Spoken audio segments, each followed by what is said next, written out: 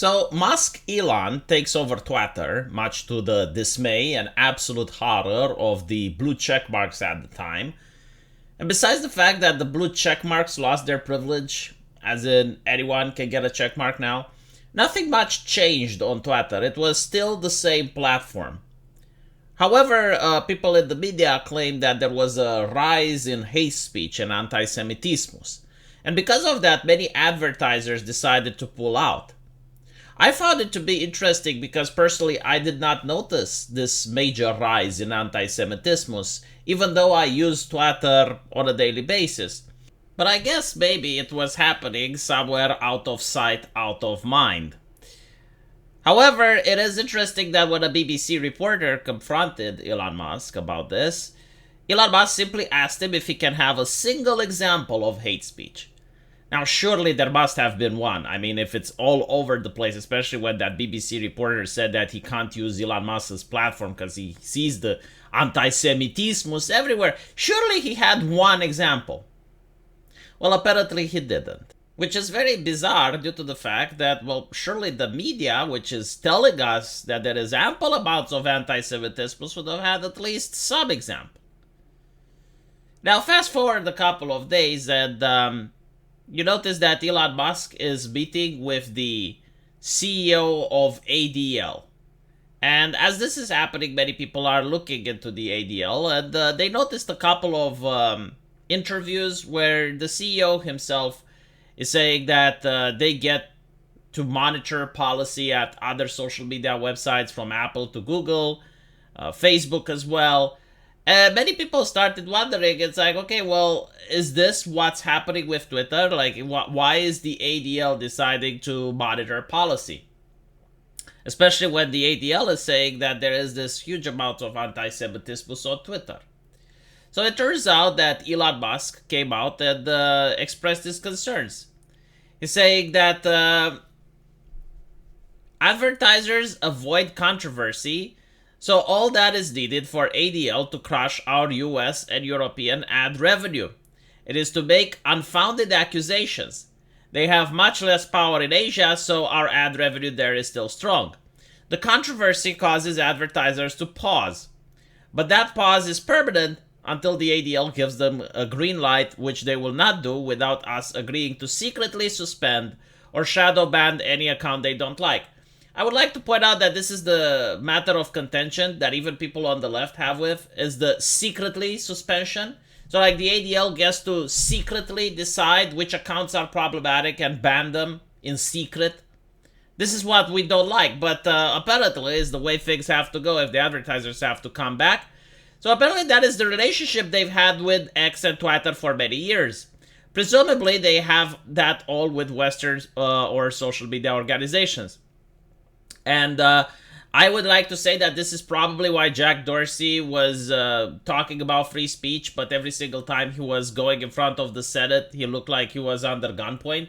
It's because I genuinely believe that Jack Dorsey may have wanted free speech, but when you have like the pressure coming in from all of these unaccountable organizations that are pretty much blackmailing you, it's like, do what we say, give us moderation and control over your institutions, or else we will make sure that the advertisers go away. What else can you do? I think like the solution for this would be a law that forces the social media companies to act like platforms, the same way that the phone company acts, the same way that the postal office acts, the same way that the electric company acts. Like, they can't just decide unilaterally to cut the service from one person. It's a complicated process, and I do think that this is needed, especially when social media is what the left likes to call locked-in technology. Like, you can't live without it in a first-world nation. It's almost impossible to get a job. It's almost impossible to apply to a university. You can't do much without social media, so it should be considered as important as having electricity. And we get to see that this has happened in the past. Like, for example, Politico wrote back in the day, inside the ad boycott, that Facebook is now on the defensive.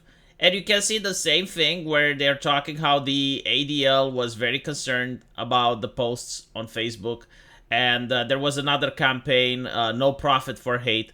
And all of these things managed to get Facebook to have like the terms of service that they do have now. You got to remember, like back in the day, most platforms didn't have a compendium of terms of service. It was something like do not do impersonation, do not do scams, do not post things that are violent, and that was pretty much it. You know, do not encourage other people to do criminal activity. It didn't have like the same compendium of things that they have now. And the main problem with the terms of service of social media companies is not only that they're ever increasing, but in order to be applied, they're even willing as far as to go into your personal DMs. Back in the day, this was unthinkable. I mean, sure, at every point we knew that Facebook could probably go into your DMs and see what's there. But everyone had faith that they don't, unless like you end up being a serious criminal and the cops come in with an arrest warrant.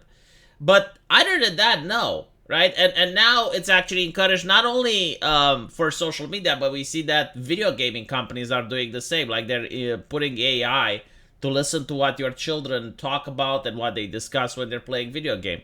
Really disgusting stuff. But anyway, right, so all of this has brought the ADL into light, and many people started what is called now the hashtag ban the ADL campaign, which the ADL itself claims that it's anti-Semitic, because I genuinely like wonder, like I wish I could talk with a single person from the ADL, and I would want to ask them, is your institution really beyond any type of reproach? Like, are you like God? Like, only God is good and beyond reproach, right? Like, but can there be any single criticism given to the ADL which is not anti-Semitic? Like, does such a criticism even exist? Is what I want to know. Because apparently, like, anything negative, regardless of what that is considered to be evil. Like, for example, the ADL can post the most incredible dumb stuff, like the OK sign is racist, Pepe the Frog is racist or anti-Semitic. It's okay to be white also, right? Like all of these things, which are incredibly bizarre, and most people on the street wouldn't even agree with you. But like you see all these things that they're fabricating, and I think I know why.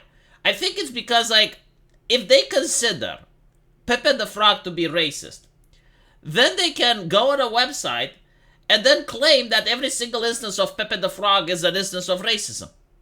I mean, they're using their own definitions, right? So they can fabricate racism where there is none. This is my supposition.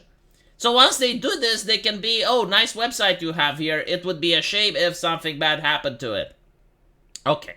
So with that out of the way, it seems that a lot of people were suggesting that Elon Musk bans the ADL from Twitter. The thing is, like, the ADL doesn't need the Twitter. The way they operate is using phone calls.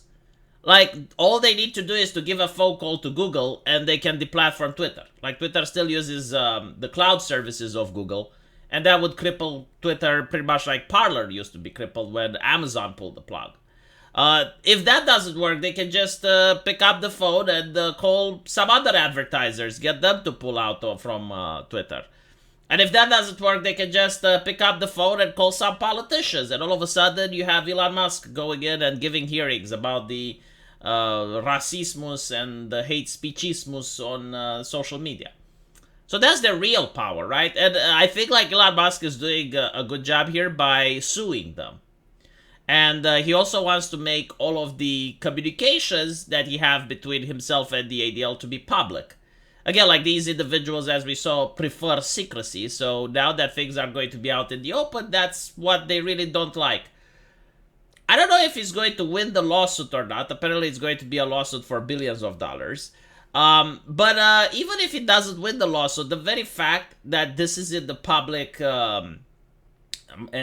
spotlight and people are looking into this is what people from the ADL really don't like. They do not like for people to look into it closely. They do not want people to know. It's like, oh, so you think like milk is racist? You think that Pepe the Frog is like, are you a bunch of crazy people? They don't want that, right? Like they just want to stay in the shadow, act like a respectable organization that knows what it's doing and is genuinely concerned about anti-Semitismus and racismus.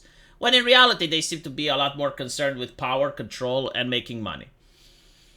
But we'll see with the lawsuit. I'm really excited to listen to what Elon Musk has to release. Apparently, there's a lot of interesting accusations going on right now with people with dual citizenship. I can't confirm nor deny, so I won't say much on this channel until it's being confirmed. But if that's true, it would be making this story a little bit more spicy. I will see you guys in the comment section, and let me know what you think.